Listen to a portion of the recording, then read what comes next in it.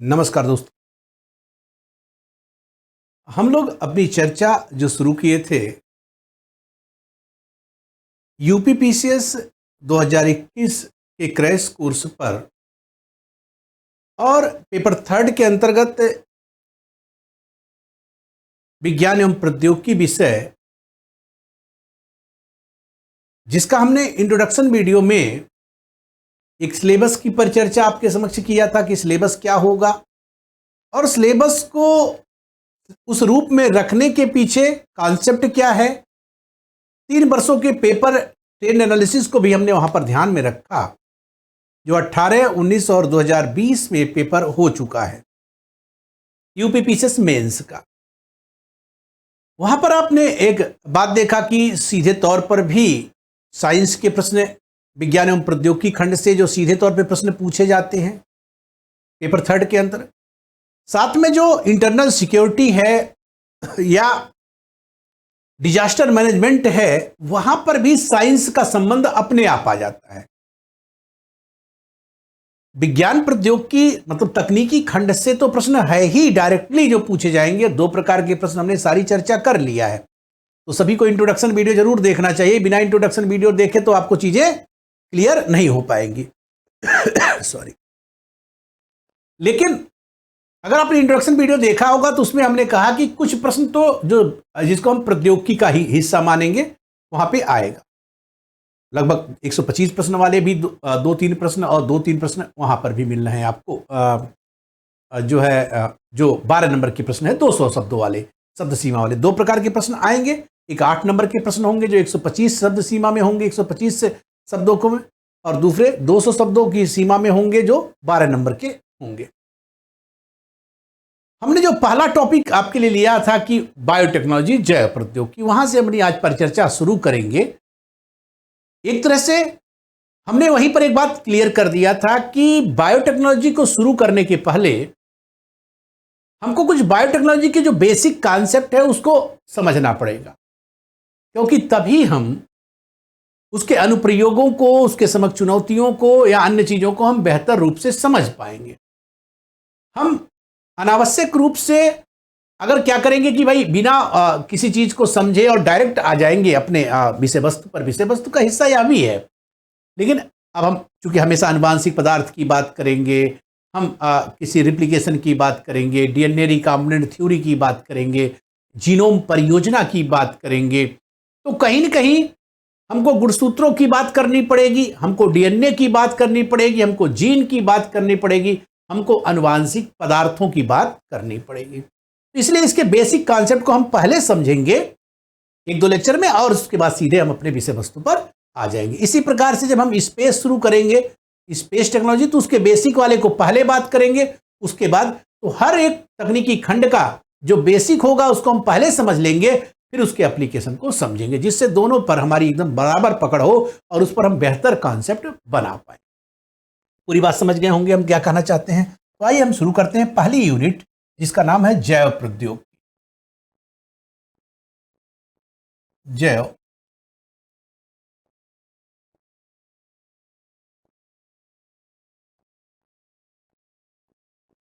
जैव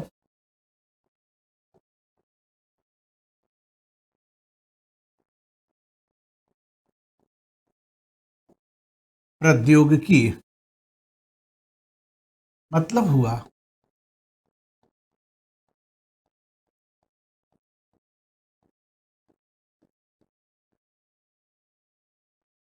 बायोटेक्नोलॉजी, जैव प्रौद्योगिकी।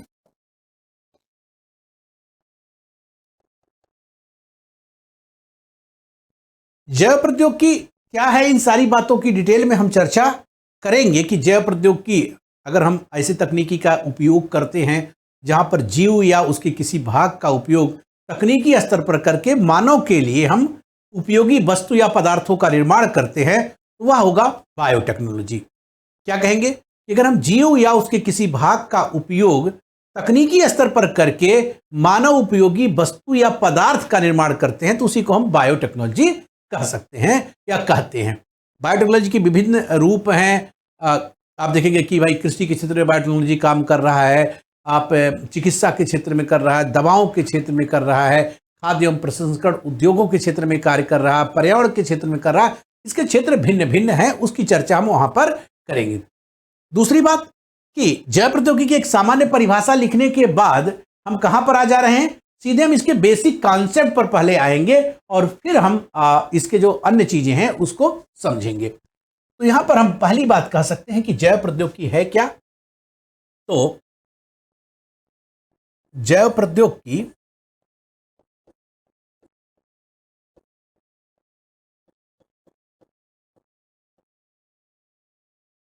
विज्ञान और प्रौद्योगिकी का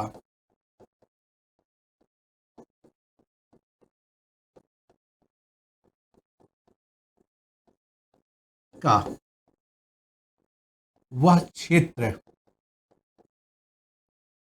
या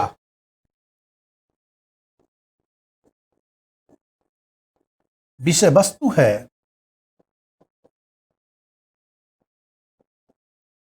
जिसके अंतर्गत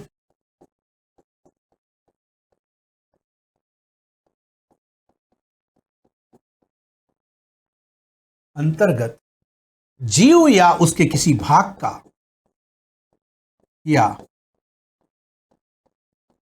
उसके किसी भाग का उपयोग करके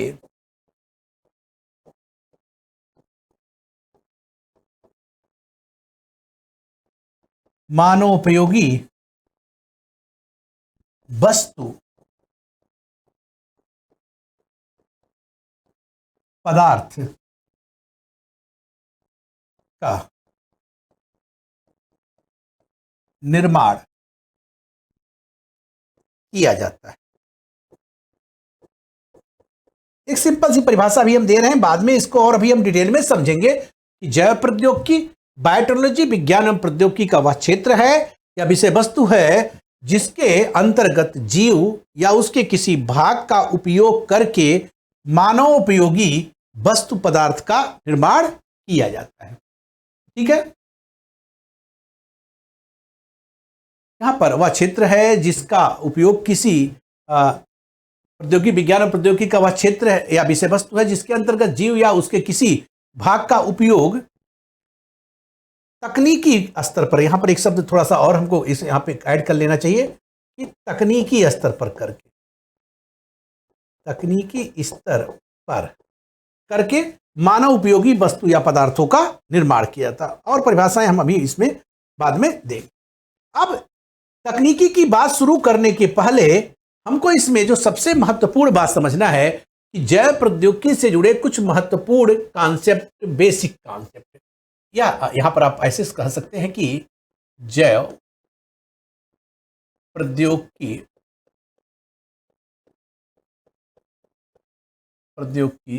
से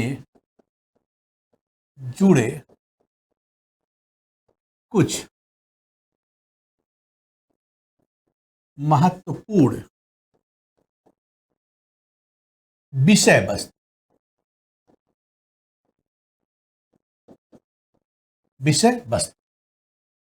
जैव प्रौद्योगिकी से जुड़े कुछ महत्वपूर्ण विषय वस्तु। एक तरह से हम कहें कि एक बायोटेक्नोलॉजी का बेसिक कॉन्सेप्ट, जैसे जिसको कहा जाता है अंग्रेजी में कि बेसिक कॉन्सेप्ट की बात यहां पे। अब बेसिक कॉन्सेप्ट में 3-4 चीजें बहुत महत्वपूर्ण है बायोटेक्नोलॉजी के अंदर समझना, बाकी तकनीकों को तो हमको समझना ही है एक एक करके।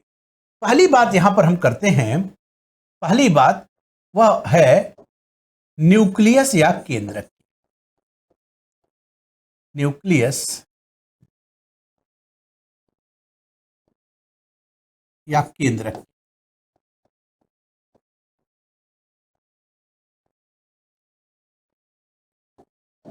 केंद्रक की इसलिए बात कर रहे हैं कि क्योंकि केंद्रक के अंदर ही मुख्य रूप से आनुवांशिक पदार्थ उपस्थित होता है और आनुवांशिक पदार्थ के रूप में ही डीएनए है, या डीएनए ही मुख्य रूप से आनुवांशिक पदार्थ है, और इसके क्रियात्मक खंड को हम जीन कहेंगे, जिसका उपयोग हम जेनेटिक इंजीनियरिंग में डीएनए और जीन का बड़े स्तर पर करते हैं। न्यूक्लियस कुछ इस प्रकार की संरचना में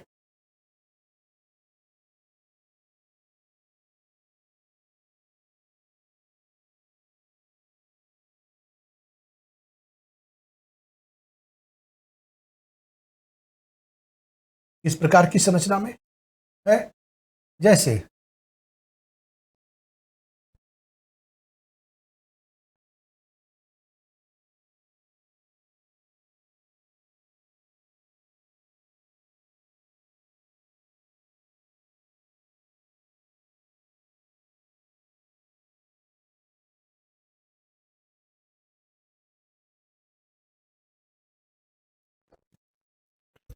अगर आप न्यूक्लियस को देखेंगे तो न्यूक्लियस कुछ इस प्रकार की संरचना में होता है।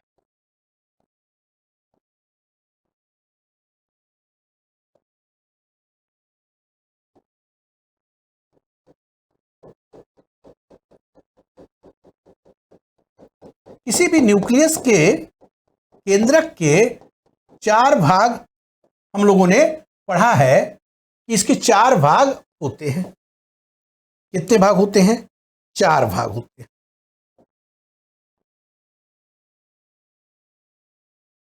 न्यूक्लियस के 4 भाग हैं।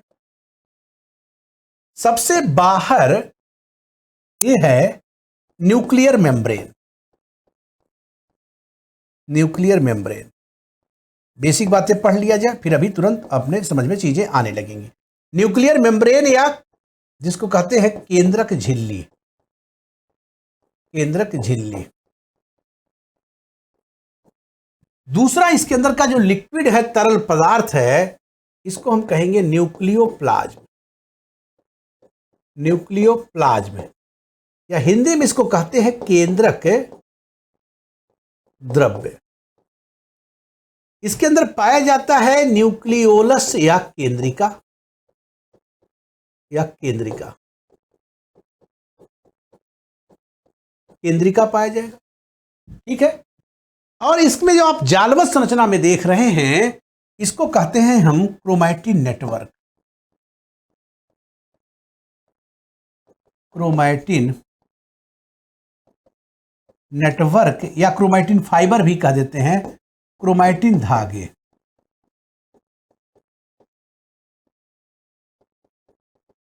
किसी भी यूकैरियोटिक कोशिका में, प्रोकैरियोटिक में तो न्यूक्लियस नहीं पाया जाता है, क्योंकि केवल और केवल अनुवांशिक पदार्थ होता है। मुख्य रूप से यूकैरियोटिक कोशिकाओं में, यूकैरियोटिक कोशिका हमारे आपकी कोशिका जो विकसित प्रकार की कोशिकाएं हैं, उसमें केंद्रक एक मुख्य आर्गन के रूप में, कोशिकांग के रूप में, ऑर्गेनेल्स के रूप में कोशिका के अंदर पाया जाता है। यह सारे तथ्य आपने प्री की परीक्षा के पॉइंट ऑफ व्यू से पढ़ा था कि 1831 में इसको रॉबर्ट ब्राउन साहब ने खोजा था। रॉबर्ट ब्राउन ने खोजा था। दूसरा तथ्य आपने पढ़ा था कि केंद्रक कोशिका का मुख्य भाग होता है। कोशिका का मुख्य भाग होता है। सेल थ्योरी में भी जब आपको पढ़ाई गई थी कोशिका सिद्धांत, तो उस समय कहा गया था कि स्लाइडन स्वान द्वारा कि किसी भी कोशिका के निर्माण में केंद्रक मुख्य भूमिका निभाता है। यहीं से हमारी बात शुरू हो जाती है।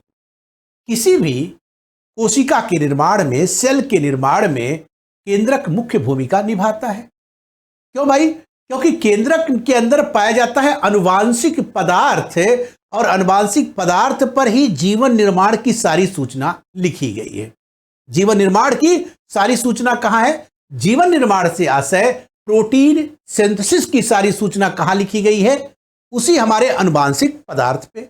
और अनुवांशिक पदार्थ होता है हमारा डीएनए, डीऑक्सीराइबोज न्यूक्लिक एसिड, जो एक प्रकार का न्यूक्लिक अम्ल है। इसलिए इसको कहा गया कि यह क्या है? केंद्रक कोशिका का मुख्य भाग होता है। तो हम कह सकते हैं कि यहां पर केंद्रक कोशिका का मुख्य कोशिकांग है जिसके 4 भाग होते हैं। 4 भाग होते हैं। अभी आपने चारों भाग देखा था, लिख देते हैं इसके बावजूद भी। अब देखिएगा, पहला भाग है इसमें केंद्रक झिल्ली। केंद्रक झिल्ली, अगर आपने केंद्रक बढ़िया से समझ लिया, अनुवांशिक पदार्थ बढ़िया से समझ लिया, तो ये बहुत सारी बातें बायोटेक्नोलॉजी की एकदम आसान हो जाती है। केंद्रक झिल्ली या न्यूक्लियर मेम्ब्रेन, न्यूक्लियर मेम्ब्रेन। दूसरी बात यहां पर आती है, केंद्रक झिल्ली के बाद यहां पर आएगा केंद्रक द्रव्य। केंद्रक द्रव्य जिसको कहेंगे कि न्यूक्लियोप्लाज्म। न्यूक्लियोप्लाज्म। तीसरी बात यहां पर कहा जाएगा, तीसरी चीज इसमें केंद्रक द्रव्य के बाद, न्यूक्लियोप्लाज्म के बाद आएगा यहां पर केंद्रिका। केंद्रिका, जिसको अंग्रेजी में कहा जाता है न्यूक्लियोलस। न्यूक्लियोलस। और चौथी संरचना इसके अंतर्गत आ जाती है, वह संरचना है यहां पर, चौथी संरचना आ जाती है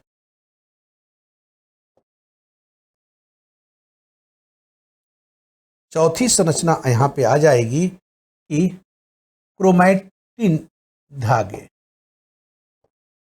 क्रोमैटिन धागे मतलब क्रोमैटिन नेटवर्क।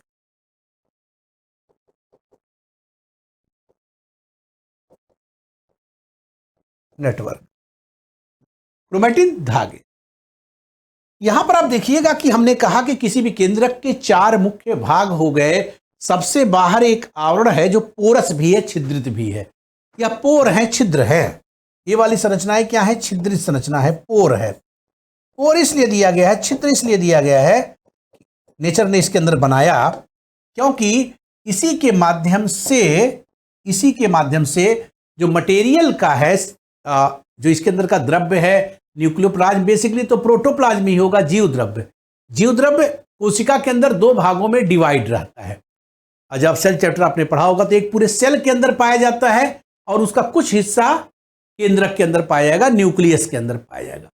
तो जो सेल के अंदर पाया जाता है उसको हम साइटोप्लाज्म कह देते हैं, और जो केंद्रक के अंदर पाया जाएगा उसको न्यूक्लियोप्लाज्म कह देते हैं। बेसिकली प्रोटोप्लाज्म कितने प्रकार में है? 2 भाग में है। इसी प्रोटोप्लाज्म को, जैसे यहां पर आप समझ लें कि भाई प्रोटोप्लाज्म जिसको आप कहते हैं, प्रोटोप्लाज्म जीव द्रव्य। जब भी जीव द्रव्य कहा जाए, कोशिका का मुख्य भाग होता है, तरल होता है, या 2 भाग में डिवाइड है।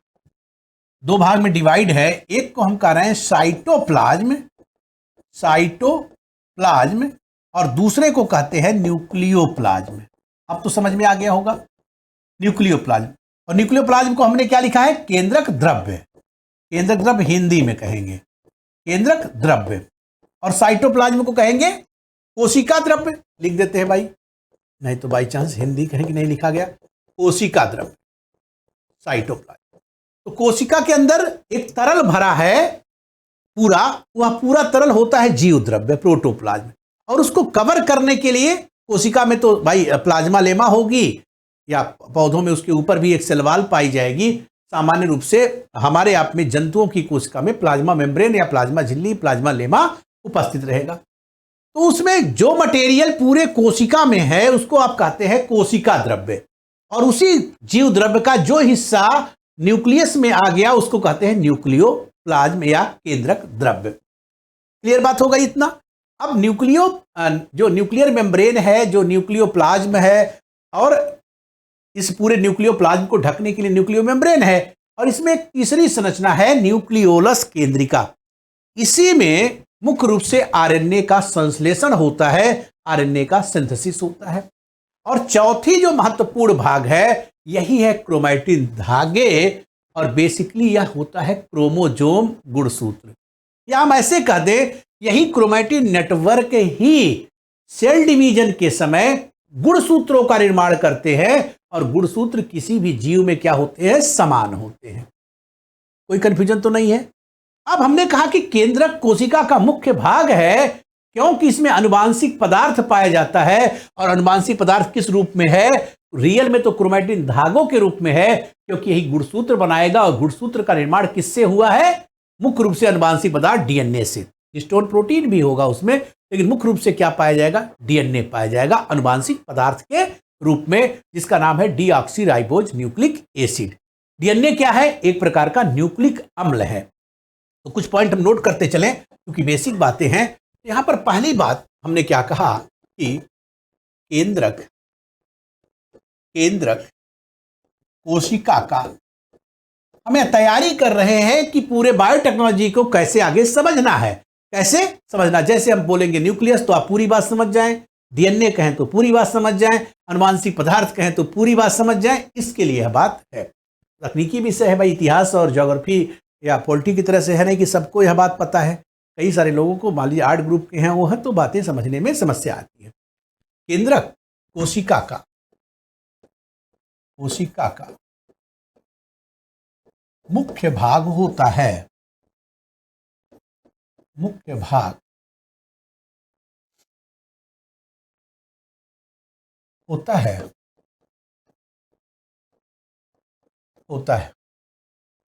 कोशिका सिद्धांत के अनुसार। कोशिका सिद्धांत मतलब सेल थ्योरी। कोशिका सिद्धांत स्लाइडन स्वान ने दिया था। कोशिका सिद्धांत सेल थ्योरी के अनुसार, सेल थ्योरी के अनुसार सेल के निर्माण में, सेल मतलब कोशिका, विज्ञान में इतनी छूट होती है कि वह टर्म जो, मान लीजिए कि आपको हिंदी नहीं पता तो इंग्लिश को ही हिंदी में लिख दें, कोई समस्या नहीं आएगी। ठीक है, जैसे साइटोलॉजी आप लिखना चाहते हैं तो साइटोलॉजी हिंदी में भी लिख सकते हैं। क्लियर, वह आपको खराब नहीं माना जाएगा। तो थ्योरी के अनुसार सेल कोशिका सिद्धांत के अनुसार कोशिका के निर्माण में न्यूक्लियस की मुख्य भूमिका होती है। में केंद्रक या न्यूक्लियस की मुख्य भूमिका होती है।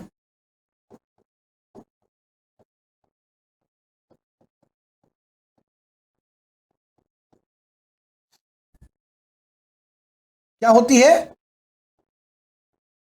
मुख्य भूमिका होती है किसके निर्माण में, सेल के निर्माण में। क्यों भाई, क्योंकि यहां पर आप बता सकते हैं कि केंद्रक में आनुवांशिक पदार्थ पाया जाता है। आनुवांशिक पदार्थ जिसको जेनेटिक मटेरियल या हेरिडिटरी मटेरियल कहा जाता है। हेरिडिटरी मटेरियल, आनुवांशिक पदार्थ पाया जाता है जो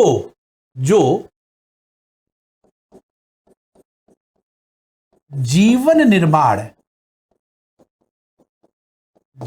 निर्माण या हम कहें कि प्रोटीन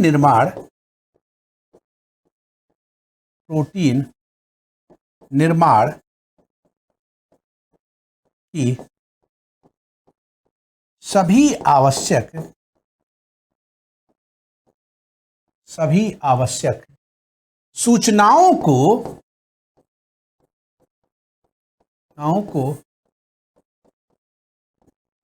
संग्रहित रखता है, जिसका आवश्यकता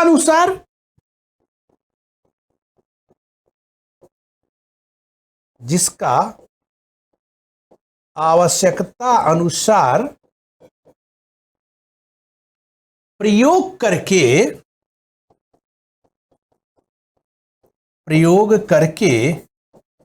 विशिष्ट प्रकार के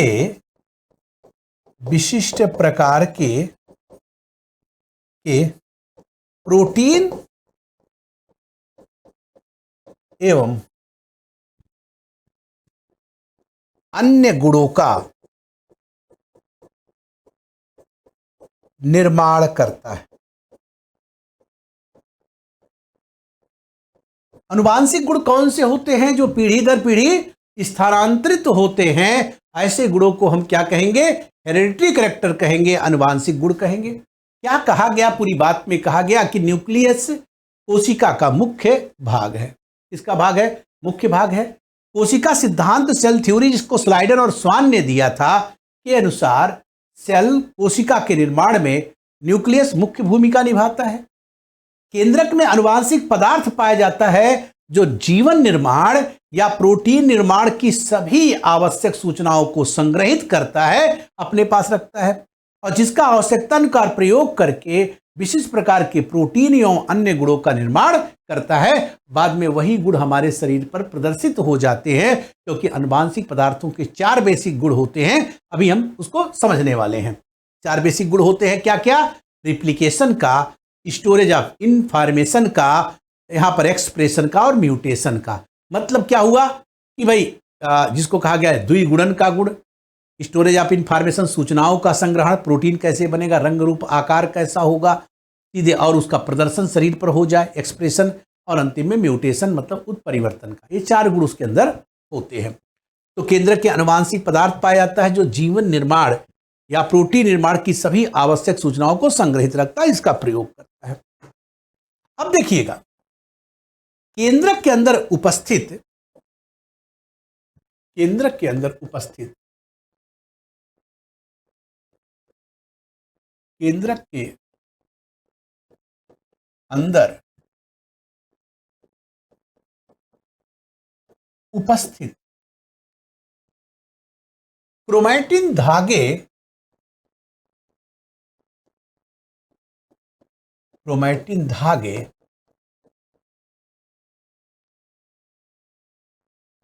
कोशिका विभाजन के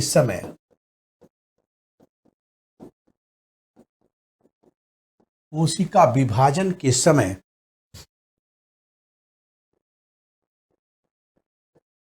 किसके समय? केंद्रक के अंदर उपस्थित क्रोमैटिन धागे कोशिका विभाजन के समय, सेल डिवीजन के समय हेलिकल संरचना में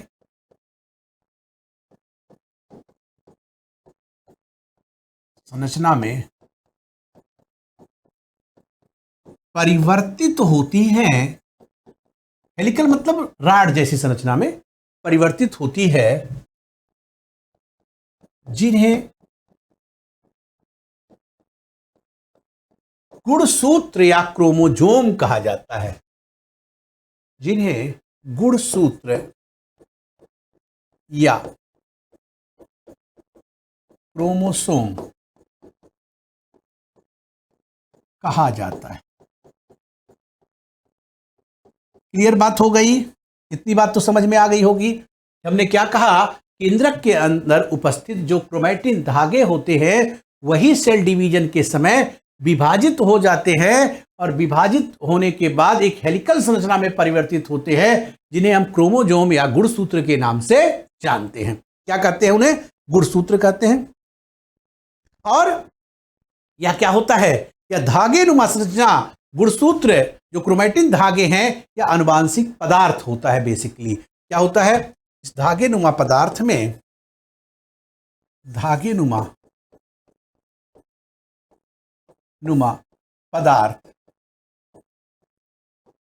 क्रोमैटिन धागे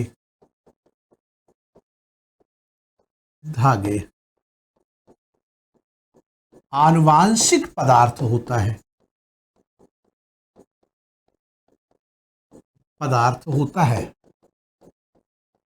क्या है भाई? आनुवांशिक पदार्थ होता है, हेरेडिटरी मटेरियल होता है।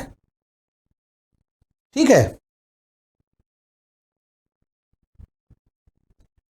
अब गुणसूत्रों की, जिसको आप कह रहे हैं इस हेलिकल संरचना को, इन गुणसूत्रों की संख्या प्रत्येक जीव में निश्चित होती है। कुछ अपवाद मतलब एक तरह से डिसऑर्डर है, बीमारी को छोड़ दिया जाए तो, जैसे क्या कहना चाह रहे हैं हम कि सभी जीवों में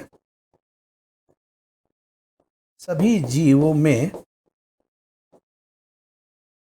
के जाति विशेष में, जैसे मानव जाति है, बकरी की जाति है, घोड़े की जाति है, आम की जाति है, महुए की जाति है, गेहूं की जाति है, तो सभी जीवों के जाति के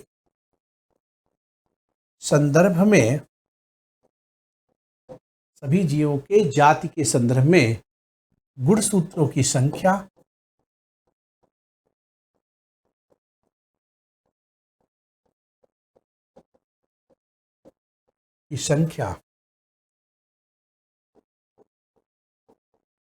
समान होती है।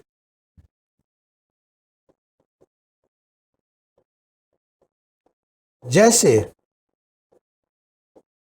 मनुष्य में 46 गुणसूत्र पाए जाते हैं। अब आप कहेंगे कि कभी कभी 45 भी पाया जाता है, 47 हो जाता है, वह तो डिसऑर्डर है, बीमारी है। 46 गुणसूत्र पाए जाते हैं।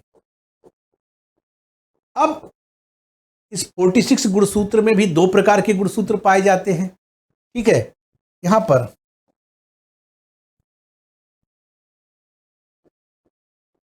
फोर्टी गुणसूत्र 2 प्रकार के होते हैं।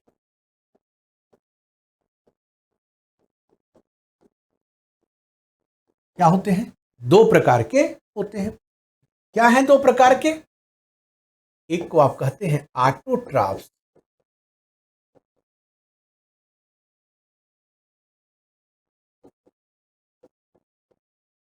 और दूसरे हैं सेक्स क्रोमोसोम। ठीक है, क्या कह देते हैं? ऑटोट्रॉप और सेक्स क्रोमोसोम। ऑटोट्रॉप की संख्या होती है 22 पेयर, और यहां पर सेक्स क्रोमोसोम, जिसको लिंग गुणसूत्र कहा जाता है, इसी को कायिक गुणसूत्र भी कह देते हैं। ऑटो को ही क्या कहते हैं? कायिक कह देते हैं, वेजिटेटिव कायिक गुणसूत्र भी इनको कह दिया जाता है। और सेक्स को हम लिंग गुणसूत्र भी कह देते हैं, लिंग गुणसूत्र भी कह देते हैं। क्या कह देंगे? लिंग गुणसूत्र भी कहेंगे। तो जो सेक्स क्रोमोसोम होगा, इनकी संख्या होती है 23वां पेयर होते हैं, 23वां पेयर। ठीक है, 23 पेयर नहीं, 23वां पेयर, 23वां पेयर या होते हैं लिंग गुणसूत्र। मतलब 1 पेयर यहाँ है, 1 पेयर इनकी संख्या होती है। 22 पेयर और 1 पेयर 23 पेयर, तो 23वां पेयर क्या है? लिंग गुणसूत्र है। और जो ऑटोसोम होते हैं कायिक वाले, या किसके लिए होते हैं? अब ऑटोसोम क्या है, यहीं से पूरी बात समझ में आ जाएगी कि ऑटोसोम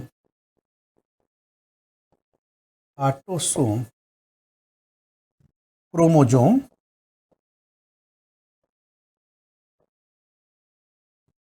कायिक गुणसूत्र भी कहलाते हैं, कायिक गुणसूत्र कहलाते हैं। यह गुणसूत्र क्या होंगे? निर्माण के लिए जिम्मेदार हैं। किसके लिए जिम्मेदार हैं? यह मनुष्य शरीर के निर्माण के लिए जिम्मेदार होते हैं। यह गुणसूत्र मानव शरीर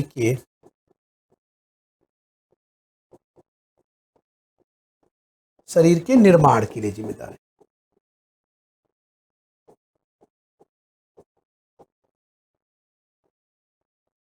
इसका क्या मतलब हुआ? हमने कहा कि जो यहां से पूरी बात को फिर से कनेक्ट करा जाए कि जो धागे नुमा संरचना है, 4 भाग में पूरी चीजें यहाँ डिवाइड हैं, 4 भाग में।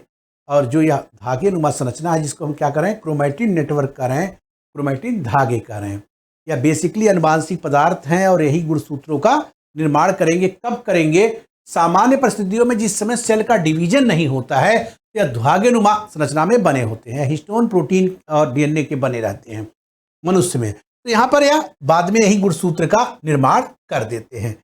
हमने कहा यहाँ पर कि जो यहाँ पर 2 प्रकार के गुणसूत्र होंगे, ऑटोसोम्स और यहाँ पे सेक्स क्रोमोसोम पाया जाएगा। जो ऑटोसोम क्रोमोसोम होगा वह कायिक गुणसूत्र कहलाते हैं और यह सभी मनुष्यों के शरीर के लिए जिम्मेदार है। मतलब अंग बनना, हाथ पैर, त्वचा का निर्माण करना, अंगों का निर्माण करना, मांसपेशियों का निर्माण करना, बोन्स का निर्माण करना, ये सारी सूचना किसके पास है? सारी सूचना ऑटोसोम के पास है, 22 पेयर वाले पे पास है। अच्छा, यहां पर यह भी है, आप देखेंगे जो जीन का वितरण है वह बराबर नहीं है। किसी पर जीन की संख्या कम है, किसी पर ज्यादा है। अभी इसकी चर्चा भी हम करेंगे। अब यहां पे गुणसूत्र पाएंगे मानव शरीर के लिए जिम्मेदार हैं। जो 23वां पेयर है, 23वां पेयर, 23वां पेयर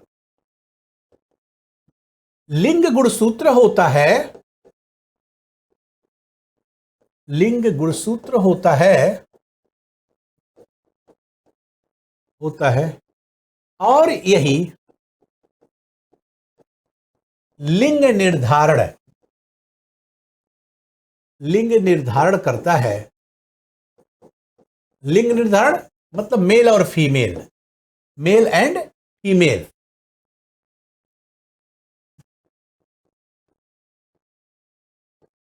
फीमेल फीमेल का यह भी दो प्रकार का है।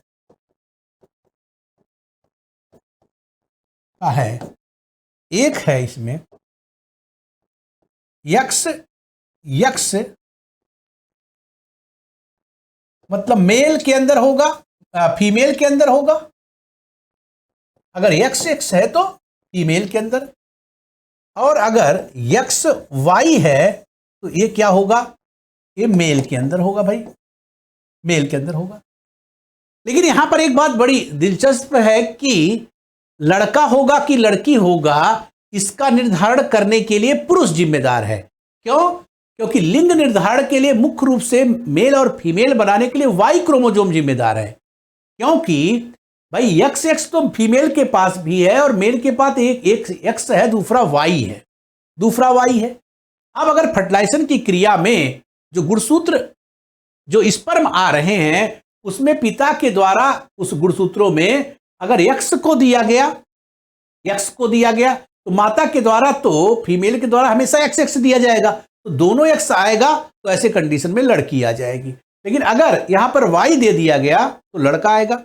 इसका मतलब सीधे तौर पर हमको यह बात जानना होगा कि लिंग निर्धारण के लिए या मेल और फीमेल के लिए, लड़का लड़की के लिए जिम्मेदार कौन है? पुरुष जिम्मेदार है, क्योंकि पुरुष के पास ही वाई क्रोमोसोम होता है, जबकि फीमेल के पास तो एक्स एक्स है। तो भिन्न वाला किसके पास है? पुरुष के पास है।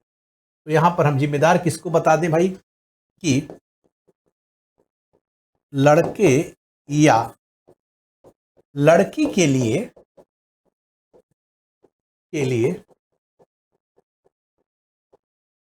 पुरुष का वाई गुणसूत्र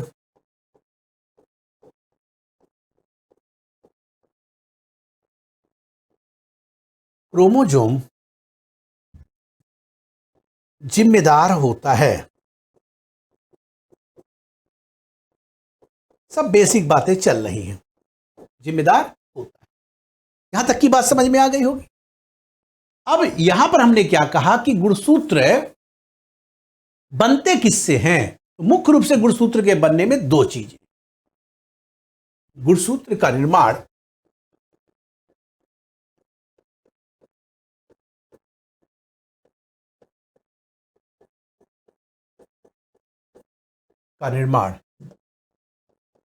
डीएनए एवं हिस्टोन प्रोटीन से।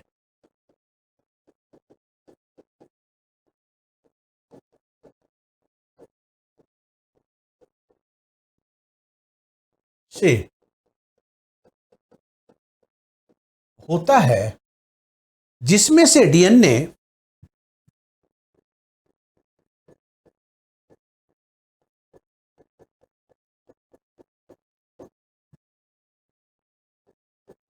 आनुवांशिक पदार्थ है,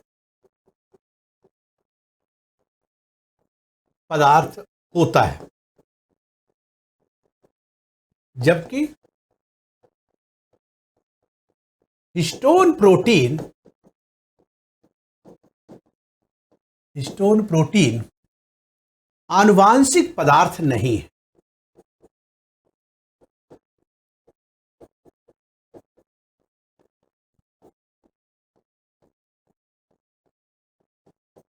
कहाँ है? आनुवांशिक पदार्थ नहीं है। मुख्य रूप से आनुवांशिक पदार्थ क्या होता है? डीएनए होता है। ठीक, आप देखेंगे कि दो शब्द का हम प्रयोग करते हैं। एक को हम कहते हैं कैरियोटाइप और दूसरे को हम कहते हैं मुख्य रूप से कि जीनोम। क्या कहते हैं? एक कैरियोटाइप कहते हैं। अगर हम किसी जीव में मिलने वाले गुणसूत्र को, कैरियोटाइप एक शब्द बहुत आता है, एक शब्द आता है कैरियोटाइप। कैरियोटाइप, कैरियोटाइप, तो इस शब्द को भी ध्यान दीजिएगा कि यदि किसी जीव में, किसी जीव में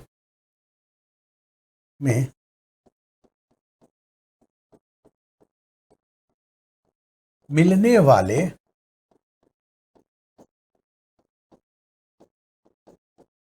गुणसूत्रों को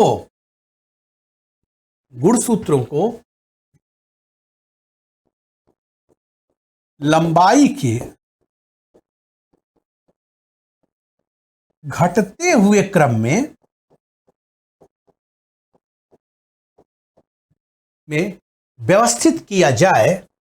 क्रम में व्यवस्थित किया जाए,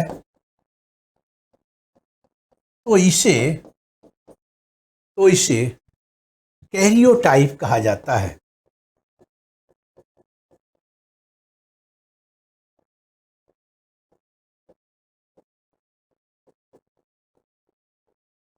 क्या कहेंगे? अगर हमने कहा किसी जीव में मिलने वाले गुणसूत्रों को लंबाई के घटते हुए क्रम में व्यवस्थित करें, तो उसको कैरियोटाइप कहेंगे। जैसे कैसे समझ रहे हैं कि भाई यहां पर एग्जाम्पल के रूप में ले लें, जैसे यक्स है, यहां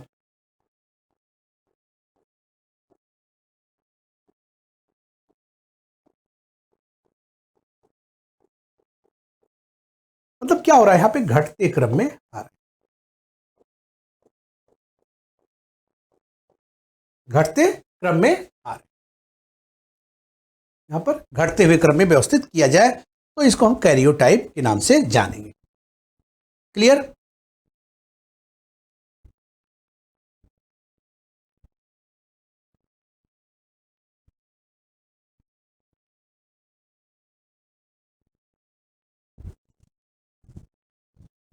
डीएनए के किसी भी खंड पर, यहां पर देखिएगा कि डीएनए के किसी भी खंड पर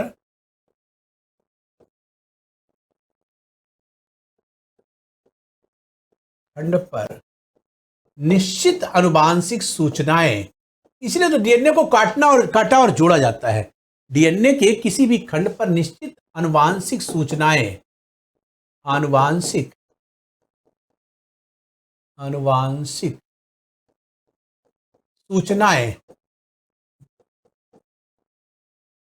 सूचनाएं उपस्थित होती है। डीएनए पर क्या है? किसी भी खंड पे निश्चित आनुवांशिक सूचनाएं उपस्थित होती हैं। डीएनए है क्या? डीएनए को हमने कहा एक प्रकार का न्यूक्लिक अम्ल है। अभी हम देखेंगे न्यूक्लिक अम्ल दो प्रकार के होते हैं, डीएनए और आरएनए। तो डीएनए एक आनुवांशिक पदार्थ है, फ्रेडरिक माइस्टर ने इसको खोजा था। डीएनए डीऑक्सी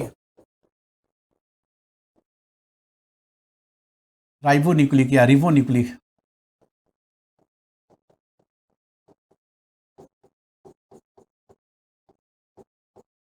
न्यूक्लिक अम्ल, डीएनए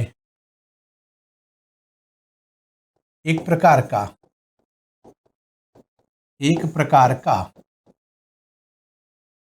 न्यूक्लिक अम्ल है न्यूक्लिक अम्ल है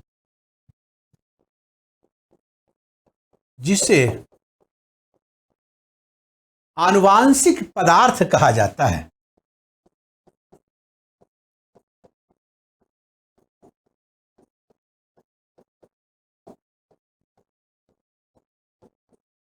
क्या कहते हैं इसको? हम आनुवांशिक पदार्थ कहते हैं डीएनए को।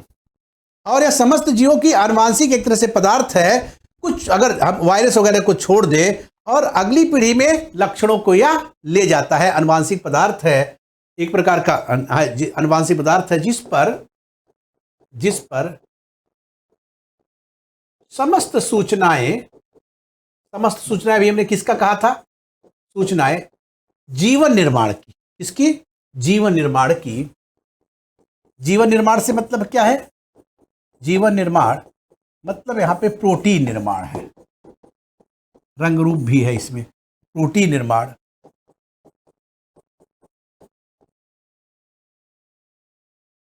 एक पीढ़ी से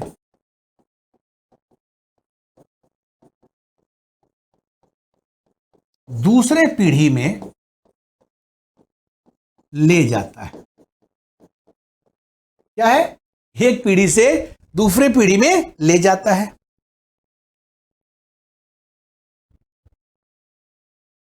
अब देखेंगे कि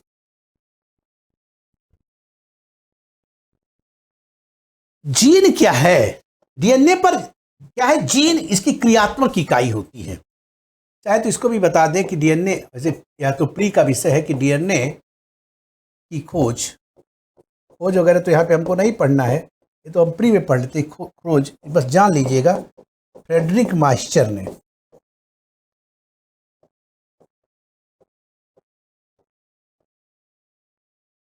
किया था।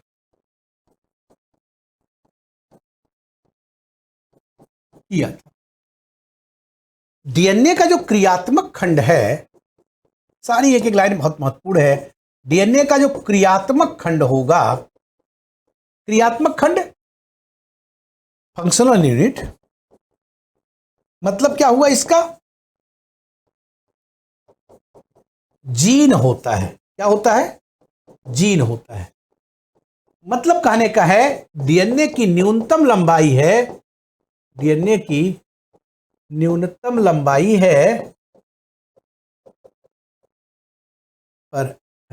है जिस पर आनुवांशिक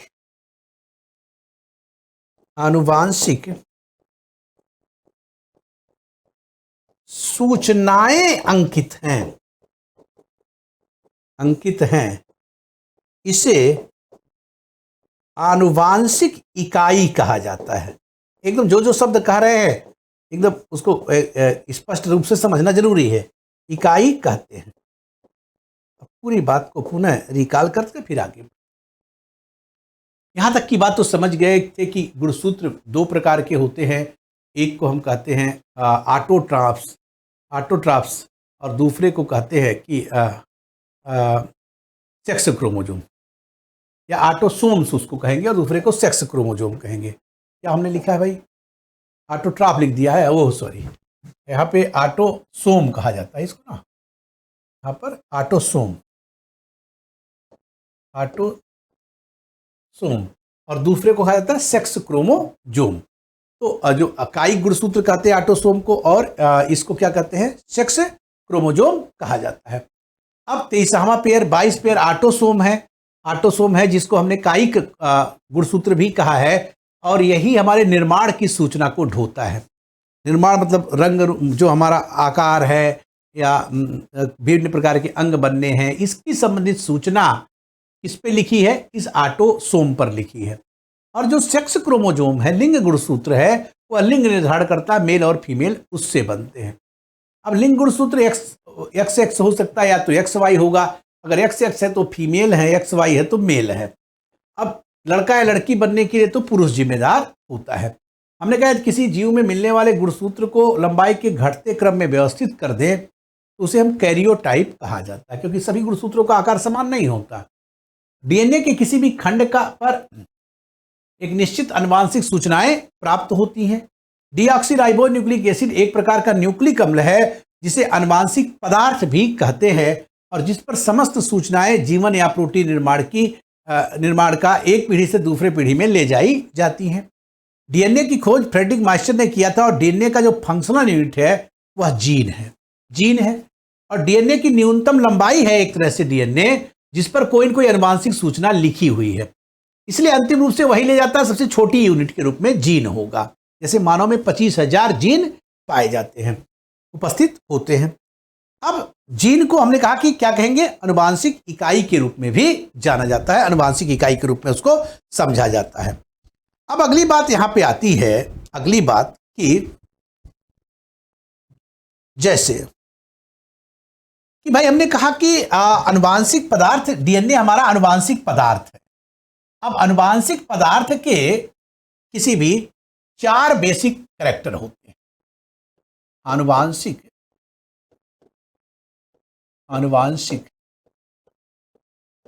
पदार्थ के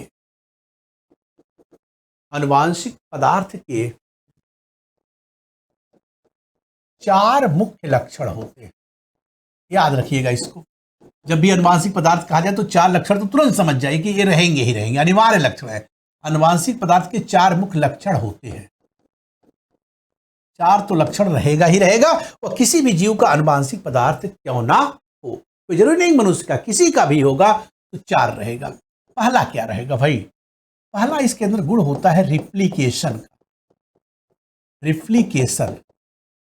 रिप्लिकेट करना मतलब द्विगुणन करना, मतलब अपनी मात्रा को बढ़ाना।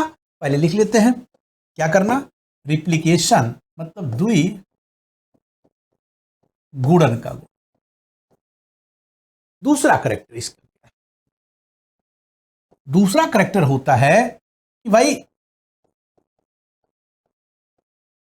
स्टोरेज ऑफ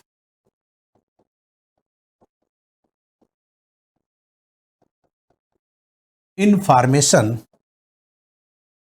सूचनाओं का संग्रहण।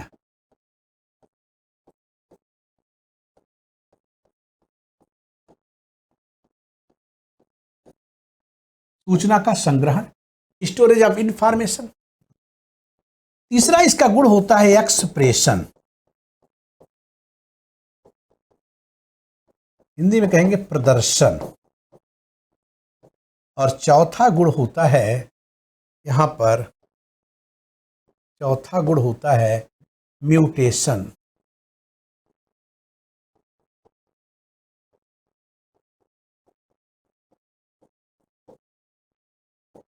उत्परिवर्तन।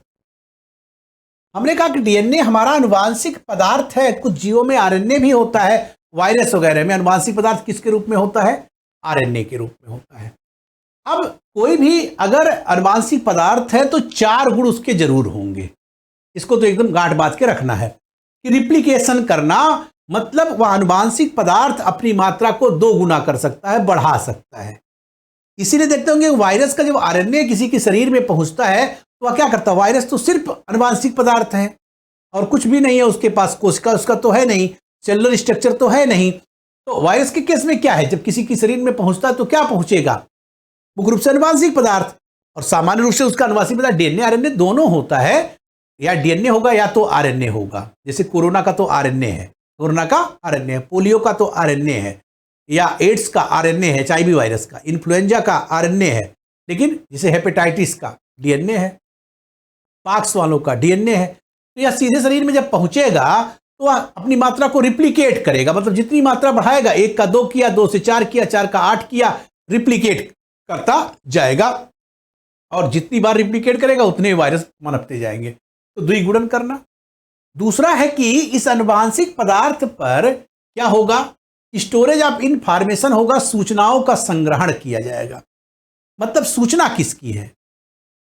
प्रोटीन निर्माण की है। पहले तो माना गया कि आनुवांशिक गुण थे, अब मान लिया गया कि प्राथमिक रूप से प्रोटीन निर्माण, क्योंकि भाई हमारे जीवित कोशिका का 15% भाग प्रोटीन है, सब कुछ तो प्रोटीन से ही बन रहा है, निर्माण का पदार्थ प्रोटीन है। इसकी पूरी सूचना इस पे रखना, और इसके अलावा रंग रूप आकार जो भी गुण हैं कि भाई कौन से व्यक्ति का अंगुली की बनावट कैसी होगी, आंख की बनावट कैसी होंगी, चेहरा कैसा होगा, मुख कैसा होगा, लंबाई कितनी होगी, ठीक है। न्यूट्रिशन का प्रभाव पड़ता है, लेकिन अब ऐसा थोड़ी नहीं कि किसी को खूब अच्छा पौष्टिक आहार खिलाएंगे तो चेहरे की बनावट बदल जाएगी, नहीं।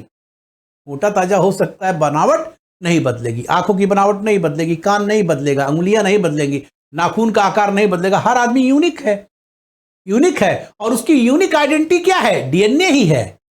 कहते हैं डीएनए प्रोफाइलिंग, जब अभी आप पढ़ेंगे फोरेंसिक साइंस में तो कहा जाएगा डीएनए प्रोफाइलिंग क्या है? एक प्रकार से यूनिक आइडेंटिटी है, किसी इंडिविजुअल की एकदम व्यक्तिगत पहचान है, क्योंकि उसके जीन पर, उसके डीएनए में उस खंड के रूप में जो सूचनाएं लिखी हैं, रंग रूप आकार सब कुछ कहाँ लिखा गया है? उसी अनुवांशिक पदार्थ पर लिखा गया है। तो जैसी सूचना है वैसा ही उसके अंदर क्या होगा। अब यहाँ पे स्टोरेज ऑफ इंफॉर्मेशन मतलब सभी सूचनाओं का संग्रहण कर लेना। अब किसी के अंदर तमाम, इसीलिए कहा गया कि अगर हम डीएनए को समझ जाए, अनुवांशिक पदार्थ का जो जीनोम परियोजना चल रही है, ह्यूमन जीनोम परियोजना एसजीपी जो परियोजना शुरू की गई थी, उसका उद्देश्य क्या था कि भाई जीन का एक सीक्वेंसिंग प्राप्त करना, 25,000 जीन को एक सीक्वेंस में लाना और यह समझना के लिए सुपर कंप्यूटर का प्रयोग भी किया गया कि भाई कौन सा पर्टिकुलर जीन किस गुण के लिए उत्तरदायी है, और जीन को पढ़ लेना और डिकोड करना है। कहते डिकोड शब्द क्या है कि किसी जीन को पढ़ लेना, किसी भी आप सॉफ्टवेयर को डिकोड कर देते हैं, किसी भी मोबाइल को डिकोड मतलब उसके खोल देना, जान लेना। तो जीन को डिकोड करना मतलब जीन के उस गुण को पढ़ लेना जो उस पर इंगित है। कई सारे आप देखेंगे कि जीन को पढ़ भी लिया गया कि भाई कौन सा त्वचा कैंसर के लिए है, कौन सा स्तन कैंसर के लिए है, कौन सा किस विकार के लिए है। इसका मतलब अगर समस्त हम जीन के गुणों को पढ़ लें, जीन के गुणों को पढ़ लें कि कौन सा गुण किस पर्टिकुलर कैरेक्टर के लिए है, तो हम पूरे मानव में बदलाव भी कर सकते हैं नए नए प्रकार के, और हम कई सारी बीमारियों पर भी रोक लगा सकते हैं कि भाई वह है तो जीन को हटा दिया जाए, डिस्ट्रॉय कर दिया जाए। अगली पीढ़ी में जो अनुवांशिक बीमारियां उनको रोका जा सकता है कि अगली पीढ़ी में भाई यह गुण न जाने पाए पर्टिकुलर सभी जीन की पहचान हो गई तो अनुवांशिक बीमारियां आगे नहीं बढ़ पाएंगी, या जो अन्य बीमारियां हैं उनको भी समझने में फायदा होगा, सहायता मिलेगी। सभी जो बातें मैं बोल रहा हूं यह जेनेटिक इंजीनियरिंग की उपयोगिता है, एप्लीकेशन है। सभी बातें बोले जेनेटिक इंजीनियरिंग की भाई जीन को पढ़ लेना, समझ लेना, जीनोम परियोजना को समझ लेना किस लिए था कि जिससे हम एक तो पूरे मानव निर्माण की व्यवस्था समझ लें, दूसरा कौन सा प्रोटीन किस जीन की कमी से जीन के द्वारा बनाया जा रहा है, किसका गुण किस पे है, कौन सी पर्टिकुलर बीमारी किससे हो रही है, कौन सा कैरेक्टर रंग रूप आकार किसमें है, जीन पर अंकित है, इसको जान लेना। यही तो ह्यूमन जीनोम परियोजना का लक्ष्य था। तो स्टोरेज ऑफ इंफॉर्मेशन, अब जैसा जीन पर या हमारे अनुवांशिक पदार्थ पर सूचनाएं हैं उसी के अकॉर्डिंग शरीर पर उसका प्रदर्शन हो जाए कि अगर रंग रूप हमारा था कि मेलानिन वर्णक हमारे त्वचा में कम होंगे, हमारा रंग हल्का सा गोरा होगा तो हल्का सा गोरा हो गया शरीर का रंग। अगर जीन पर करैक्टर था कि हमारा रंग थोड़ा सांवला होगा तो हमारे अंदर मेलानिन वर्णक त्वचा में ज्यादा आ गए, बन गए। ये कौन निर्धारित किया? यह सभी निर्धारित किया हमारा जीन। और जीन क्या है? डीएनए का ही भाग है, क्रियात्मक खंड, जिसपे एक एक खंड में एक एक सेगमेंट में अनुवांशिक सूचनाएं लिखी गई हैं, वो भी ट्रिपलेट कोड के रूप में, ट्रिपलेट कोड के रूप में अनुवांशिक सूचनाएं लिखी जाती हैं, ट्रिपलेट। और इसीलिए जो नाइट्रोजनी क्षार का अनुक्रम है, अब किसी भी मनुष्य में जो हमारा जीन है या हमारी अनुवांशिक सूचनाएं हैं उसमें परिवर्तन इसलिए हो रहा है क्योंकि जो नाइट्रोजनी क्षार है उनका अनुक्रम बदल जा रहा है। क्योंकि डीएनए एक ऐसा पदार्थ है जो स्वयं 3 चीज से बना है। जिस अनुवांशिक पदार्थ की यहां चर्चा हो रही है वह खुद 3 चीज से बनता है। एक इसमें होता है फास्फेट H3PO4, दूसरा इसमें होता है नाइट्रोजिनस, यहां पर नाइट्रोजिनस बेस, और तीसरा इसमें होता है पेंटोज शुगर। नाइट्रोजनस बेस 2 प्रकार का होता है, प्यूरिन और पिरामिडिन। और प्यूरिन में होते हैं 2 प्रकार के, एडेनिन ग्वानिन, और पिरामिडिन होता है थाइमिन और साइटोसिन। अगर वहीं पर आरएनए होगा तो थाइमिन की जगह पर यूरासिल हो जाएगा। प्री की क्लास में आपने बार बार पढ़ा है। तो जैसी सूचना यहां पर लिखी गई थी उसका शरीर पर प्रदर्शन हो जाए, यह कहलाता है एक्सप्रेशन या प्रदर्शन। अब म्यूटेशन क्या है अनुवांशिक पदार्थों का गुण? भाई इस बात पर भी नव डार्विनवाद में और में देखा गया कि यह संभव है कि जीन में एकाएक परिवर्तन हो जाए और जिससे नए गुण विकसित हो जाए। म्यूटेशन थ्योरी कहती है कि भाई किसी पर्टिकुलर जीव के अंदर कुछ ऐसा परिवर्तन हो जाए जेनेटिक लेवल में एकाएक कि उसके अंदर नए गुण का विकास हो जाए, उसका रंग रूप आकार बदल जाए या उसके अन्य किसी अंग की बनावट बदल जाए या उसका कोई भाग में परिवर्तन आ जाए और वह गुण पुनः आनुवांशिक रूप से एक पीढ़ी से दूसरी पीढ़ी जाने लगे, तो क्या हो जाएगा, उसके अंदर नए नए गुणों का विकास हो जाएगा और जिससे क्या हो जाएगा, वह जीव इवोल्यूशन की जो सिद्धांत है, उद्विकास का सिद्धांत है कि सरल से जटिल जीव या सिंपल से जो जटिल जीवों का निर्माण है वह संभव हो जाएगा। तो इसका मतलब यह भी संभव है कि जीन में आनुवांशिक पदार्थों में परिवर्तन हो जाए। क्लियर बात समझ में आ गया? तो आनुवांशिक पदार्थ क्या है, इतनी बातें हमने यहाँ पे समझ लिया। अगली क्लास में हम जो अपनी बात करेंगे नेक्स्ट में कि भाई यह जो आनुवांशिक पदार्थ है म्यूटेशन थ्योरी में, या जो आनुवांशिक पदार्थ डीएनए आरएनए है, मुख्य रूप से हम लोग का जो डीएनए है उसमें क्या ऐसा गुण है मुख्य रूप से जिसके कारण वहां पर यह चीजें परिवर्तित हो रही है या भिन्न भिन्न गुणों का क्या परिवर्तन हो रहा है।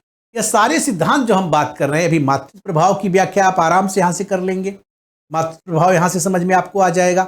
मैटरनल इफेक्ट आपके कोर्स में आता है, बहुत बार पूछा जाता है विभिन्न परीक्षाओं में, तो मातृत्व प्रभाव की संकल्पना समझ लेंगे कि भाई हमारे अंदर, आपके अंदर, किसी भी बच्चे के अंदर उसके माँ के गुण पिता से ज़्यादा होते हैं। मैटरनल इफेक्ट हमें समझ में आ जाएगा। दूसरा, 3 पेरेंट्स बेबी तकनीक हमको समझ में आ जाएगी। इसी विधि से हमको सरोगेसी भी समझ में आ जाएगा, क्लोनिंग भी समझ में आ जाएगा।